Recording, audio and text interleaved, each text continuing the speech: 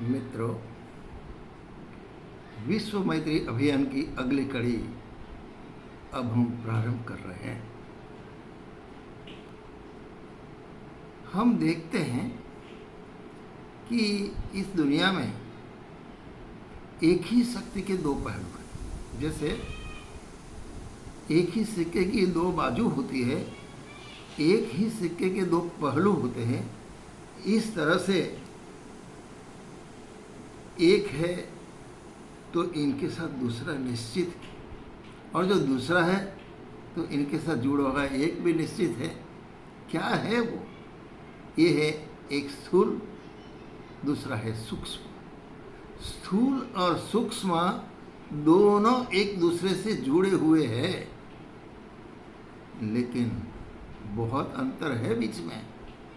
अगर उस अंतर को कोई आदमी पहचान जाए, इनके दिमाग में आ जाए ये अंतर क्या है, उसकी जानकारी जो मिल जाए, भाई साहब कमाल हो जाए। ये बहुत आगे अपने को विकसित कर सकता है, बहुत आगे बढ़ सकता है, सामान्य से असामान्य बन जाता है। लेकिन ये स्थूल और सूक्ष्म में क्या अंतर है, इसकी जानकारी उनको होनी चाहिए।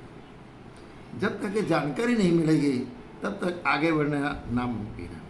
उदाहरण कि हमारे भगवान बजरंग बली, हनुमान जी, अंजनी सुत, हम मानते हैं, भगवान मानते हैं, भगवान कहते हैं उनको। तो ये कोई पहले इतनी शक्तिशाली नहीं थे।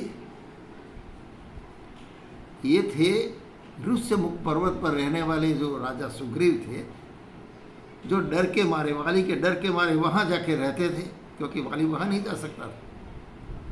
तो उनका वो नौकर था, एक सामान्य नौकर, जो सुग्रीव कहे उसकी आज्ञा का पालन करना इसका धर्म था। भाई साहब, वो हनुमान जी जब सारे के सारे बंदर को सीता की खोज के लिए भेजा गया, तो ये जो 400 मील का जो समुद्र था लंका तक का, अब उसको लांघने की बात आई, किसी में वो शक्ति नहीं थी कि उसको लांघकर लंका में पहुंचे। तब उसमें एक वयोवृद्ध था जाम्बुवान, वो हनुमान जी के पास आए। हनुमान जी कह गए, हनुमान जी।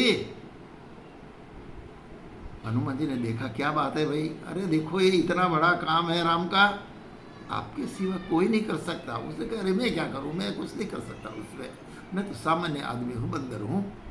उन्हें कहा नहीं। और फिर पूरी इनकी जो शक्तियां थी, इस शक्तियों के जगाने का पूरा काम जाम्बुवन ने किया। और फिर क्या देखना है, इनकी सोई हुई शक्तियां जो सूक्ष्म रूप में पड़ी थी इनके अंदर, इसको जाम्बुवन के द्वारा जागृत की गई।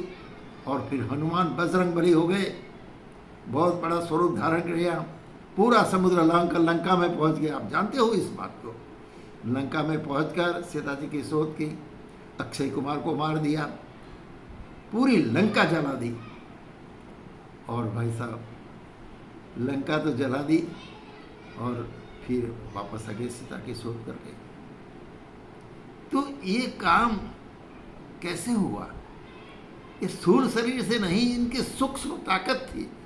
लेकिन वो ताकत थी, सूक्ष्म ताकत, वो सोई पड़ी थी, उसको जगाने वाला कोई नहीं था। और वो जगाने वाला जब मिल गया तो हनुमान जी महान हुए।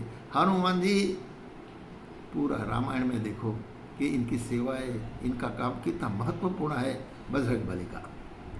तो हमारे अंदर भी एक तो हमारा ये स्थूल शरीर है जो खाता है, पीता है, मौज मजा करता है, बस भौतिकता में पड़ा रहता है, आलस में दिन काटता है, वो तो स्थूल शरीर है भाई साहब। लेकिन अगर इनके अंदर सोई हुई शक्तियों को जगा सकते हो, इसकी आपको जानकारी मिल जाए तो कमाल हो जाए भाई साहब। आप सामान्य से असामान्य बन सकते हो। ये सूक्ष्म शक्तियों को जागरूक करनी पड़ेगी। स्वामी विवेकानंद, सूक्ष्म शक्तियों में स्वामी विवेकानंद ने भी ये कहा कि ये शक्ति क्या है। मनुष्य के जो विचार होते हैं वो इतने ताकतवर होते हैं, इतने शक्तिशाली होते हैं कि विचार चाहे जो कर सकते हैं। विवेकानंद जी ने अपनी किताबों में लिखा कि अगर कोई आदमी को एक बड़ी गुफा में कैद कर दिया जाए और गुफा को बंद कर दे, वो आदमी अंदर से जो अपने विचार है, मजबूत विचार को अगर वो प्रेषित करे दूसरी जगह, तो ये विचार गुफा से बाहर निकलकर उस आदमी तक पहुंच जाता है। ये विचारों की शक्ति है, ये विचारों की शक्ति है, उसको रोक नहीं सकते। जो जैसा सोचता है ना, वो वैसा बन जाता है। हम बुरे विचार सोचते हैं तो बुरे ही होंगे, अच्छे विचार सोचो अच्छे हो जाओगे। ये विचारों की शक्ति है। अच्छा, सूक्ष्म शक्ति बहुत प्रबल होती है। जैसे कोई आदमी एक सामान्य तीर चलाता है, तो उस तीर में कितनी ताकत होती है? कुछ नहीं। लेकिन जब मंत्र की शक्ति उसमें भरी जाती है, मंत्र के साथ तीर को छोड़ा जाता है, तो अपने लक्ष्य को हिट कर वापस आ जाता है। इतनी भारी शक्तियाँ हैं। एक तीर में से हजारों लाखों तीर बन जाते थे। हमने महाभारत में एक बातें सुनी है। तो ये विचार की शक्ति, विचारों की प्रबलता बहुत है। आप जानते हो ना, विचार, इसको अंग्रेजी में कहते हैं टेलीपैथी। आप अपने विचार को दूसरे लोगों तक पहुंचाने के लिए जिस क्रिया का इस्तेमाल करते हो, उसको कहते हैं टेलीपैथी। टेलीपैथी बहुत शक्तिशाली होती है। एक विचार होते हैं नेगेटिव, नकारात्मक। नकारात्मक सोच, नकारात्मक विचार से पूरी नकारात्मकता पूरे विश्व में आप फैला सकते हो। और एक है हकारात्मक सोच, पॉजिटिव थिंकिंग। जिस आदमी को पॉजिटिव थिंकिंग का महत्व जानकारी में आ गया, वो आदमी बहुत आगे बढ़ सकता है। लेकिन क्या करें भाई साहब, हम ऐसे आदमी हैं, भौतिकता में ऐसे डूबे हुए हैं कि हमारे नकारात्मक विचारों से हम घिरे हुए हैं। उसको हम छोड़ नहीं सकते, छोड़ना चाहिए। रावण को आप जानते हो। रावण जब मुसीबत में आ गया और भयंकर युद्ध हुआ था, तो अपने अपने महल में से अपने विचार प्रेषित किए पाताल में। पाताल में कौन था? इनके दो मित्र थे, अहिरावण और महिरावण। वो उनके पास नहीं गया था कहने के लिए, लेकिन अपने टेलीपैथी से अपने विचारों को उन तक पहुंचाया कि आप आइए लंका में, मैं परेशान हूँ, और आप राम और लक्ष्मण का अपहरण करके ले जाइए आपके पाताल में, ताकि हम इस युद्ध में बांदर को मार पकाएं। टेलीपैथी, ये विचार। भाई साहब, विचार की कितनी शक्ति है कि हम जब पढ़ते थे प्राइमरी सेक्शन में, तब एक छोटी कविता आती थी, और वो कविता लिखी थी हमारे गुजरात के कवि कलापी ने। सुरसी जी तख्तश्री गोहिल जो लाठी के राजा थे, उन्होंने कविता लिखी थी कि ग्राम्य माता, ऐसा हेडिंग था, ग्राम्य माता। उसमें वो राजा घूमता घूमता गया एक खेत में, बहुत प्यास लगी थी, तो वहाँ एक बुढ़िया बैठी थी रखवाली करने के लिए खेत की। उनसे जाके कहा, माँ जी बहुत प्यास लगी है, ज़रा पानी पिला दीजिए। उन्हें कहा, पानी क्या पियोगे? वो नहीं जानते थे कि ये राजा है। पानी क्या पियोगे? लो ये गन्ने का रस कितना बढ़िया है, पियो। और वो गई, एक गन्ना काटा, रस से पूरा गिलास भर गया, उनको दिया गया। अरे इतना रस मीठा था, वो प्रसन्न हो गया। उसने कहा, माता जी कृपा करके दूसरा भी एक गिलास पिला दो। बहुत बढ़िया। उसने कहा, कोई बात नहीं। वो गन्ना काटने गई, तब ये राजा ने विचार किया कि मेरी प्रजा इतनी सुखी, इतनी आय है उनको, ये खेत में इतनी गन्ना बढ़िया हुआ है, तो मैं अगर उस पर कर बढ़ा दूँ तो मेरे राज की तिजोरी भर जाए। ऐसा बुरा विचार है उनको।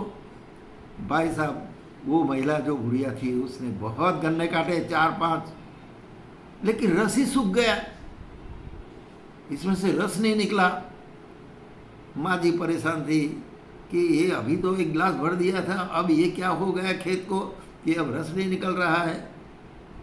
तो राजा ने विचार किया कि ये मेरे सोच का परिणाम है। मैंने इन गरीब लोगों पर कर बढ़ाने की बात सोची, ये मेरे बुरे विचार इस गन्ने के खेत में चले गए और सारा रस सूख गया। मैं मेरी प्रजा को सुखी देखना चाहता हूँ, मैं कर बढ़ाना नहीं चाहता। माँ जी जाओ, अब आप एक गन्ने का काटो, रस निकलेगा, मुझे विश्वास है। चेंज हो गए विचार, पॉजिटिव विचार आ गए, सकारात्मक विचार आ गए, और एक गन्ना काटा, फिर से ग्लास भर गया। भाई साहब, ये है विचारों की शक्ति। हमने विश्व में अभियान ऐसे नहीं स्टार्ट किया, हम लोगों ने मिलकर ये सोचा कि जब विचारों में शक्ति, इतनी सशक्त शक्ति है, तो इनका इस्तेमाल क्यों न किया जाए।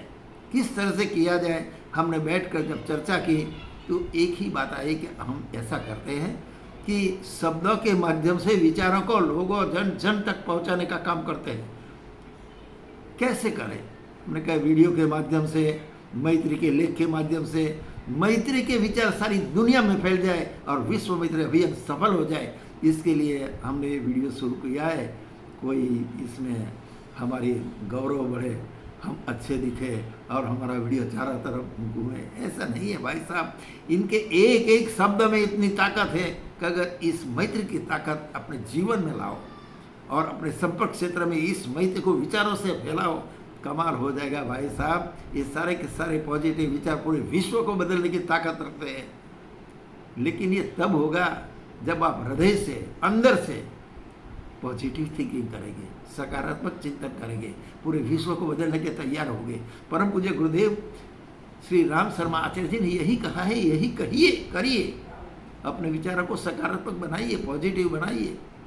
तो इसके साथ हमें आशा ही नहीं, संपूर्ण विश्वास है कि हमारे जितने भी भाई बहन हैं वो अपने संपर्क क्षेत्र में इस बात को जन जन तक पहुंचाने के लिए सकारात्मक विचार, पॉजिटिव थिंकिंग, मैत्री की भावना बढ़े।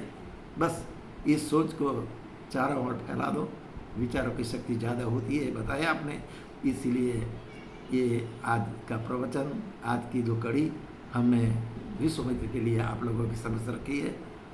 आज की बात समाप्त। आप सभी भाई बहनों का उदय सिंह चौहान का सप्रेम प्रणाम।